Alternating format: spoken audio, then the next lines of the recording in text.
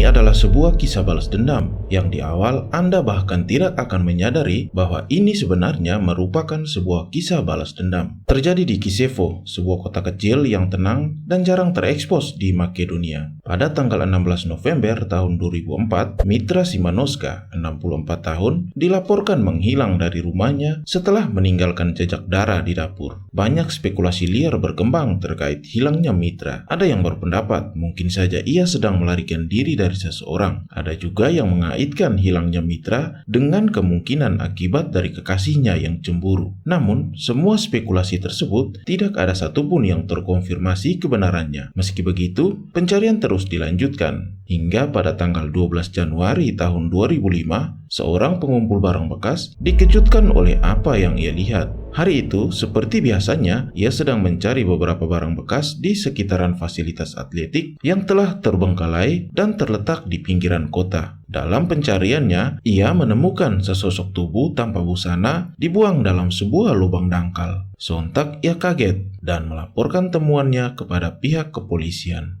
Berdasarkan pemeriksaannya, polisi mengumumkan bahwa sosok tubuh tersebut adalah Mitra Šimanovska. Polisi menyimpulkan bahwa ia telah dibunuh beberapa minggu sebelumnya. Selain itu, ia juga mendapat perlakuan yang mengerikan. Menurut polisi, ia diperkosa secara brutal, kemudian dicekik. Tubuhnya lalu diikat dengan kabel telepon, lalu dimasukkan dalam kantong plastik. Masyarakat Kiševo sangat terkejut karena hal ini belum pernah terjadi di sana sebelumnya. Bahkan, ketika terjadi perang pada tahun 2001, kota Kiševo relatif tenang. Berita pembunuhan tersebut langsung menyebar cepat ke berbagai media. Seorang jurnalis yang bertugas di Kiševo, Vlado Taneski, kemudian mendatangi lokasi kejadian dan mengumpulkan informasi untuk tulisannya. Guna melengkapi bahan tulisannya, ia lalu mewawancarai beberapa keluarga dan teman korban. Dalam artikel yang ia publikasikan, Taneski berdasarkan hasil wawancaranya menulis tentang berbagai dugaan terjadinya proses pembunuhan terhadap Mitra. Bagi sebagian orang, informasi yang ia tulis dianggap sebagai spekulasi belaka.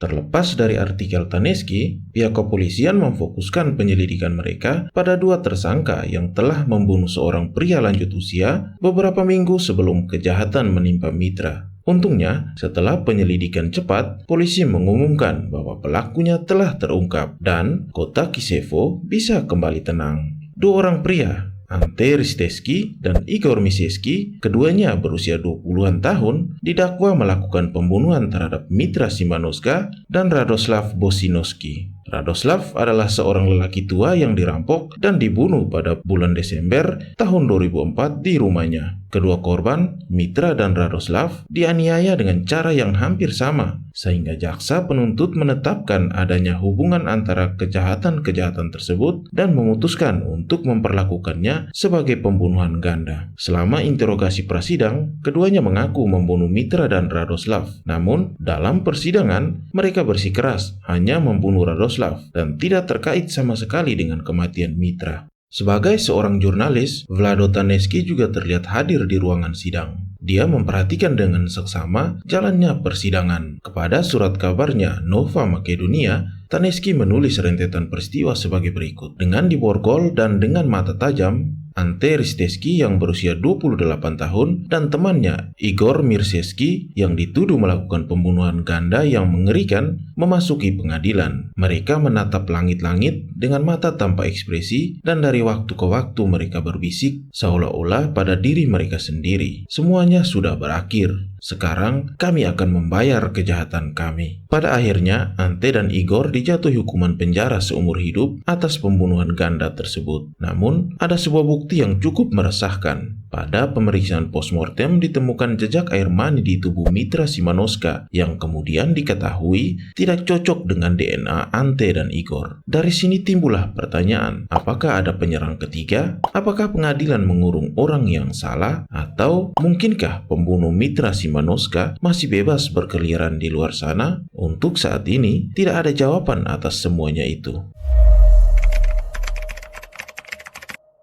Pada awal bulan November tahun 2007, tepat 3 tahun setelah hilangnya Mitra Šimanovska, seorang wanita lain dari Kiševo kembali dilaporkan hilang. Lubika Likoska berusia 56 tahun. Ketika itu, ia pergi berbelanja setelah bekerja sebagai wanita pembersih. Namun, dia tidak pernah kembali hingga dilaporkan menghilang. Sekali lagi, masyarakat Kisevo dibuat gempar. Dan bagi Taneski, ini adalah berita besar. Likoska adalah wanita pendiam dan lembut. Dia berjuang melawan kemiskinan dan bekerja sebagai seorang petugas kebersihan di gedung apartemen untuk memberi makan keluarganya, kata kerabat Likoska kepada Taneski. Untuk artikelnya, dia juga mewawancarai putra Likoska, Duko. 2 hari setelah ibu saya menghilang, saya memberitahu polisi. Saya berbicara dengan penghuni gedung tempat ibu saya dulu bekerja dan mencari-cari petunjuk, tetapi saya tidak dapat menemukan jejaknya. Polisi mengatakan kepada saya bahwa mereka sedang menangani kasus ini. Kota ini sekali lagi berada dalam hiruk-pikuk, tulis Taneski dalam artikelnya.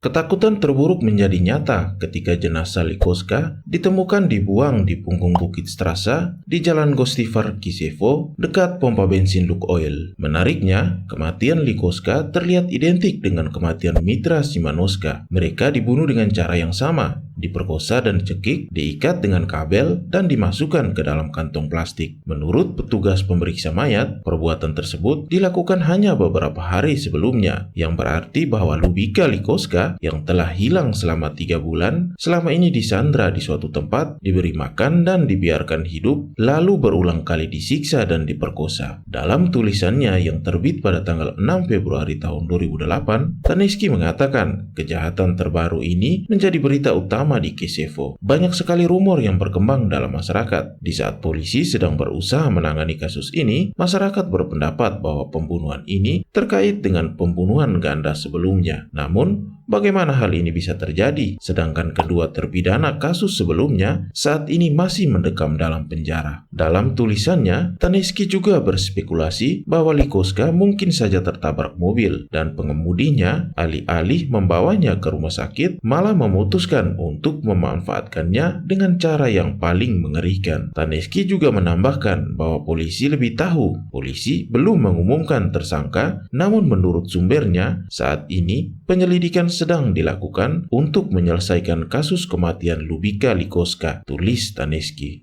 Beberapa hari berikutnya, Taneski kembali menerbitkan beberapa artikel di mana dia berspekulasi tentang bagaimana penculikan wanita tua itu akan terjadi. Dia berbicara tentang jendela yang terbuka, lampu yang menyala, serangan mendadak yang membuat korban melawan, dan bahkan luka tusuk di dada korban. Penjelasan yang cermat mengenai kejahatan tersebut cukup mengejutkan para penyelidik. Meskipun pada akhirnya mereka berpendapat bisa saja jurnalis itu mendapat bocoran dari polisi.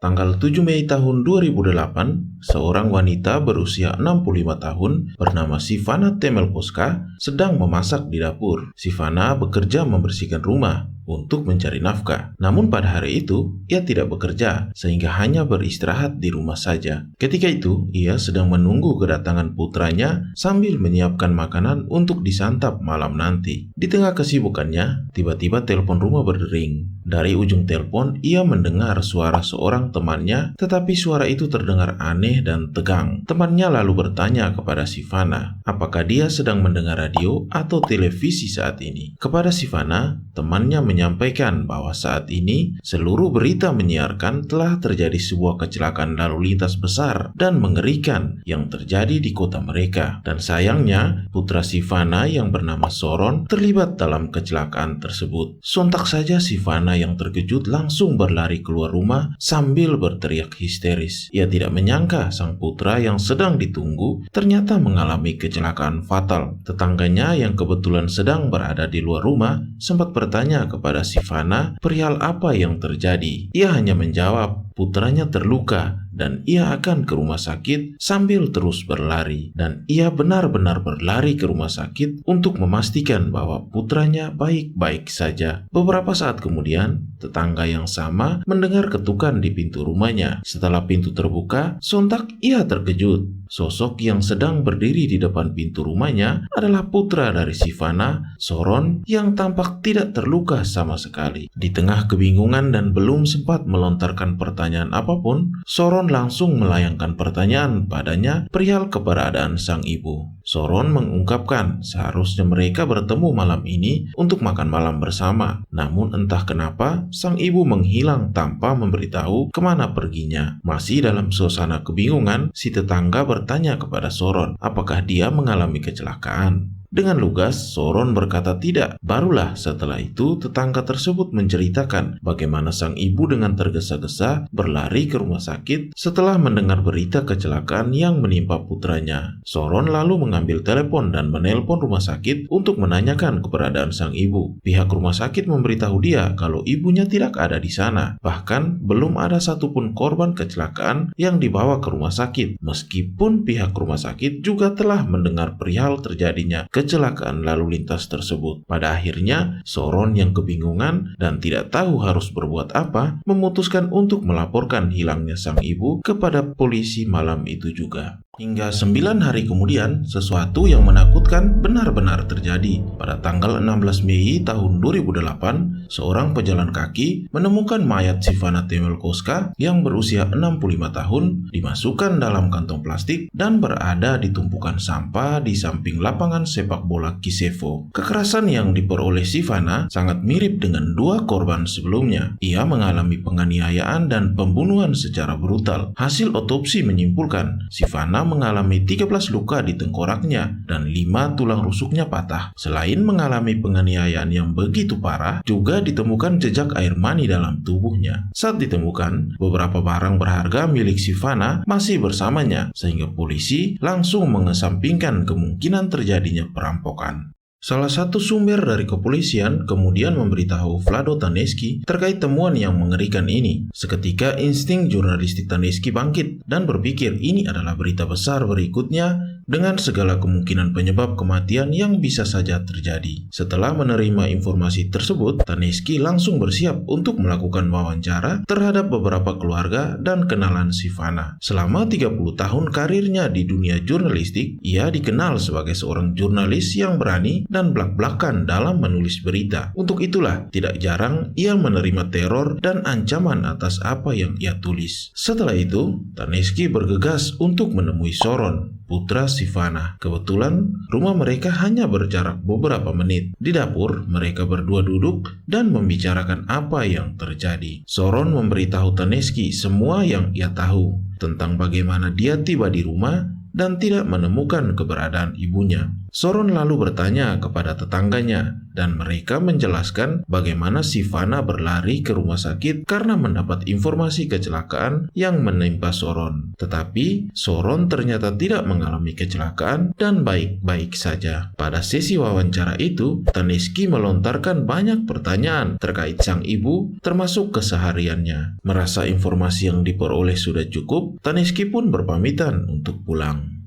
2 hari kemudian, Vlado Taneski menelpon editornya dan menjelaskan hipotesisnya mengenai kejahatan terbaru ini. Dia meyakini bahwa kejahatan ini terkait dengan 2 kejahatan lainnya yang terjadi di Kisevo pada tahun 2004 dan 2008. Dan pada tanggal 19 Mei tahun 2008, surat kabar Nova Makedonia menerbitkan sebuah tulisan terkait kasus terbaru ini. Dalam tulisannya, Taneski menggambarkan penduduk Kisevo hidup dalam ketakutan dan kepanikan setelah mayat seorang wanita dari kota yang dibantai dan ditemukan pada akhir pekan. Polisi setempat serta penduduk kota melihat hilangnya korban secara misterius dan kematian mengerikan Sivana Temelkovska dan Lubika Likovska sebagai perbuatan satu orang, yakni seorang pembunuh berantai. Dan yang paling meresahkan, meskipun para korbannya memiliki profil yang jelas, tidak ada yang tahu pasti bagaimana si pembunuh memilih targetnya. Motif monster Kisevo masih belum jelas, tulis Taneski.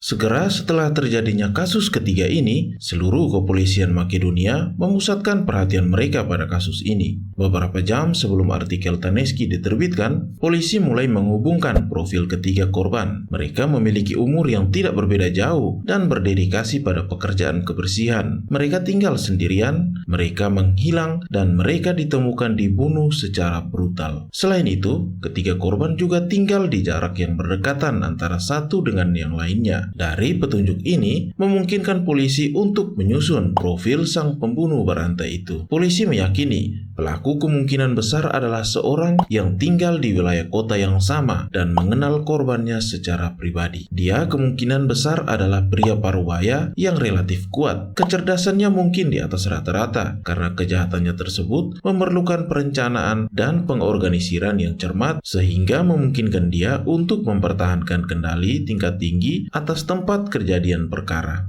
Dia juga diduga menderita trauma secara seksual yang berasal dari masa kanak-kanak atau remaja yang secara bertahap berkembang menjadi penyakit mental di mana ia cenderung suka akan kekerasan secara seksual. Terakhir, kemungkinan besar dia bertindak sendirian meski kehadiran kaki tangannya tidak bisa diabaikan. Akan tetapi, untuk melacak pembunuhnya, polisi tentu membutuhkan lebih dari sekedar profil psikologis seseorang. Dan untungnya, polisi menemukan jejak darah di sebuah seragam yang ditemukan di samping jasad Sivana. Darah tersebut telah dicek dan dipastikan golongan darah B+ tersebut bukan milik korban.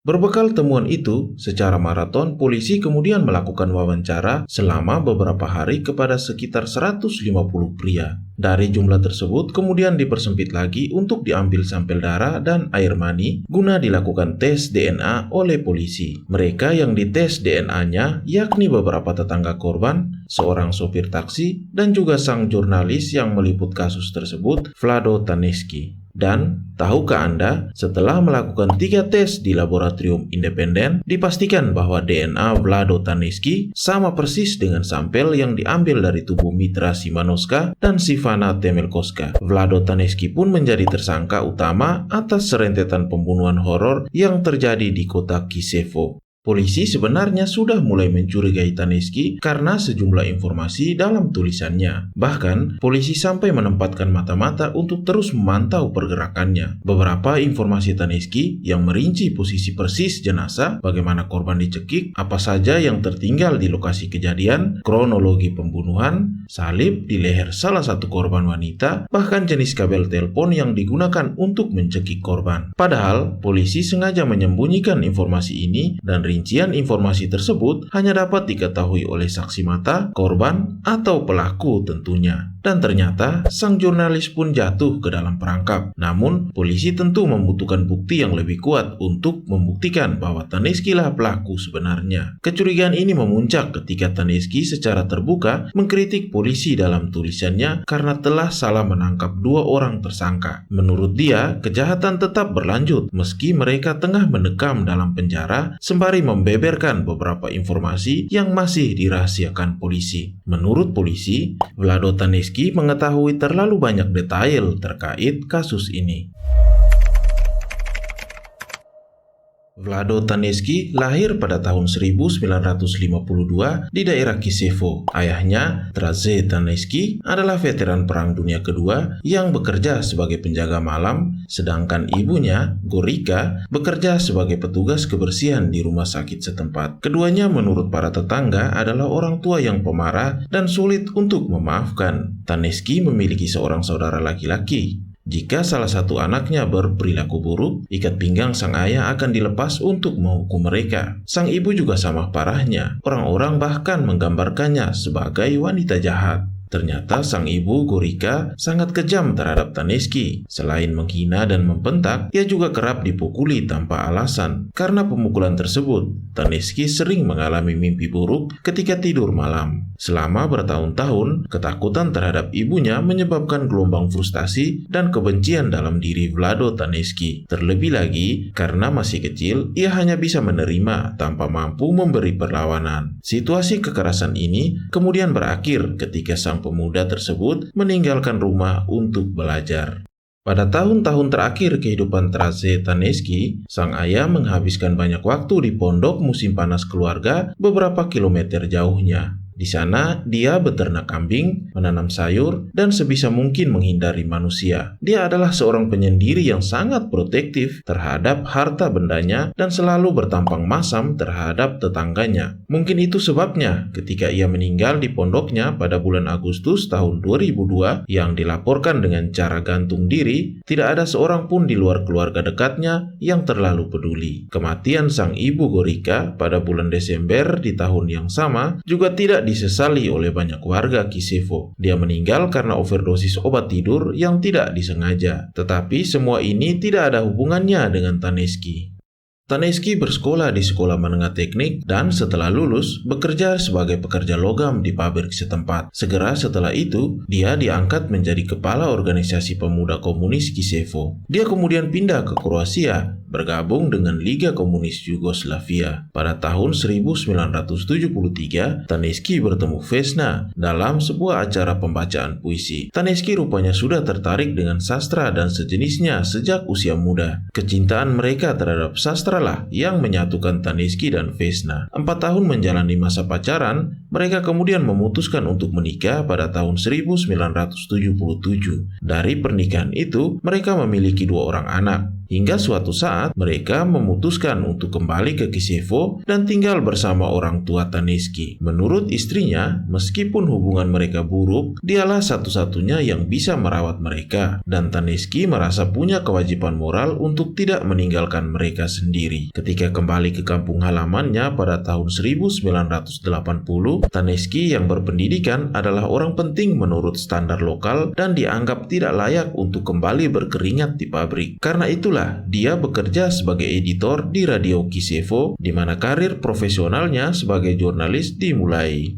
Setelah itu, pada tahun 1985, Taneski mulai bekerja untuk surat kabar Nova Makedonia sebagai staf reporter, posisi yang dipegangnya hingga tahun 2003 ketika surat kabar tersebut mengalami perombakan besar. Karena perombakan ini jugalah Taneski diberhentikan, sesuatu yang cukup mengguncang kehidupan keluarga mereka, terkhusus dari sisi ekonomi. Sebab, selama bekerja di Nova Makedonia, Taneski dibayar dengan gaji yang cukup baik dan mendapat banyak hak-hak istimewa yang legal. Karena krisis ini pula lah, Vesna sang istri memutuskan untuk mencari pekerjaan. Dia lalu mendapatkan pekerjaan di Skopje, ibu kota Makedonia Utara. Mereka akhirnya terpaksa harus berpisah karena Vesna dan kedua anak mereka tinggal di ibu kota Skopje, sementara Taneski memilih untuk tinggal sendirian di Kisevo. Biasanya, mereka akan bertemu setiap akhir pekan. Terkadang, Vesna pulang ke rumah di Kisevo atau sebaliknya, Taneski yang mengunjunginya di Skopje.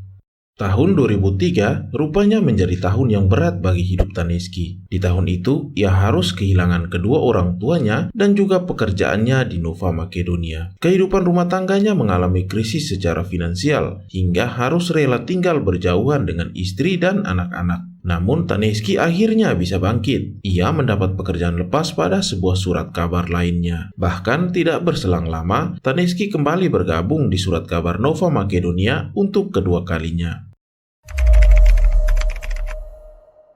Watak orang tua yang keras, bahkan cenderung otoriter, membuat kehidupan Taneski muda berada dalam kesulitan. Terlebih dari sang ibu, mengakibatkan rasa frustasi dan amarah yang hanya bisa ia pendam. Bahkan, ketika telah berkeluarga, Taneski kerap kali masih bertengkar dengan kedua orang tuanya. Sehingga ketika ibunya meninggal, Taneski dengan rasa benci yang mendalam diduga menjadi terobsesi dengan gagasan membalas dendam pada mendiang ibunya. Ia lalu memutuskan akan melakukan hal itu dengan cara membunuh secara acak wanita yang baik hati. Dari tampaknya, semua korban terlihat sangat mirip dengan ibunya. Mereka adalah orang tua miskin dan bekerja sebagai pembersih. Umur mereka semua tidak terpaut jauh. Dan ternyata, ketiga korban juga secara pribadi mengenal ibu Taneski, sehingga ia benar-benar memanfaatkan hubungan itu untuk mendapatkan kepercayaan dari para korban. Setelah dia mendapatkan kepercayaan mereka, barulah Taneski menjalankan aksinya dengan membujuk mereka, mengurung, memukuli, dan mencekik mereka sampai mati.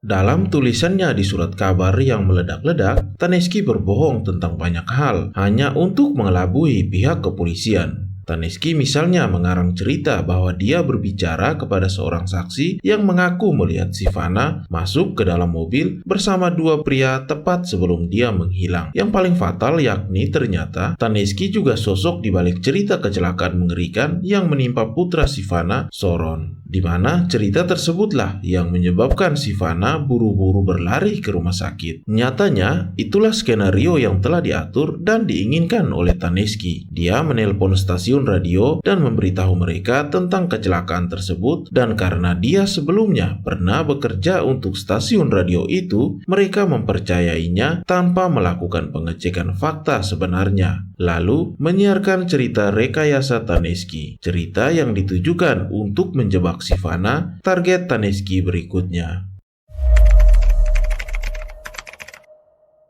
Setelah kepastian hasil cek DNA, Vlado Taneski ditangkap di rumahnya pada Jumat sore tanggal 20 Juni tahun 2008. Selain kecocokan DNA Taneski terhadap kasus kematian Mitra dan Sivana, juga ditemukan 7 helai rambut di dekat tubuh Lubika Likoska yang kemudian dipastikan milik Taneski, sehingga secara langsung melibatkan dia dengan 3 kasus pembunuhan. Sebuah seragam di TKP terakhir juga diidentifikasi sebagai milik Taneski, sedangkan gaun tidur hijau yang digunakan untuk membungkus Sivana diduga adalah milik ibunya. Tampaknya Vlado Taneski telah mendandani semua korbannya dengan pakaian ibunya sebelum memperkosa dan membunuh mereka.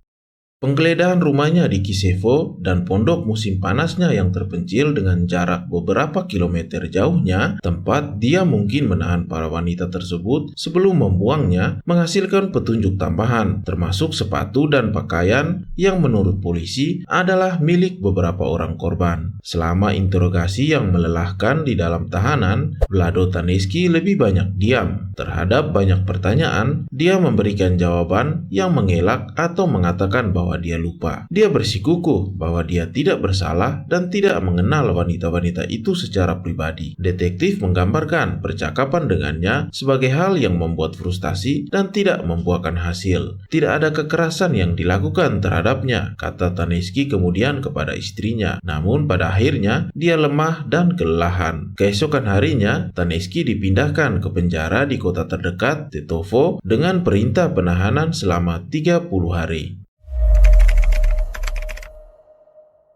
Sesampainya di Tetovo, karena keterbatasan tempat, ia ditempatkan di sel bersama 3 narapidana lainnya. Sel Taneski memiliki 2 tempat tidur susun dan kamar mandi terpisah dengan toilet dan wastafel. Ada juga ember putih besar untuk keperluan sanitasi karena seringnya terjadi pembatasan pasokan air. Disinilah, di toilet penjara, sekitar jam 2 pagi pada hari Senin tanggal 23 Juni, kurang dari 3 hari setelah dia ditangkap, salah satu teman satu sel Taneski menemukan sang reporter yang sedang berlutut dan kepalanya di dalam ember berisi air. Setelah upaya pertolongan darurat dengan melakukan penekanan pada dada yang gagal, Vlado Taneski dinyatakan meninggal dunia.